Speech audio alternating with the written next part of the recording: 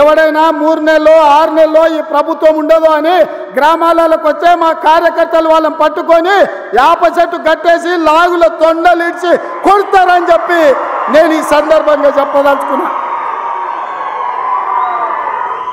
ఆ సన్నాసుడు అంటుండు ఎన్నికల కంటే ముందు రేవంత్ రెడ్డి పేరు చెప్తే 3 సీట్లు రాకపోతుండే అని.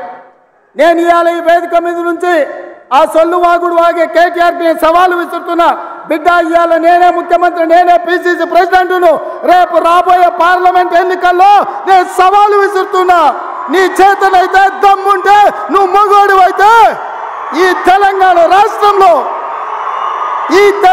రాష్ట్రంలో బిడ్డ ఒక్క సీటు గెలిచి చూపించు. నీ అయ్యా నువ్వు వస్తావో నీ అయ్య వస్తాడో మా కార్యకర్తలు చూసుకుంటారు. బిడ్డ, నువ్వు అనుకుంటున్నావా అల్లా టప్పగాడని? అల్లా టప్పగాలం కాదు, అవులగాళ్ళలాక అయ్య పేరు చెప్పుకొని కుర్చీలో కూర్చోలేదు సన్నాసుడా.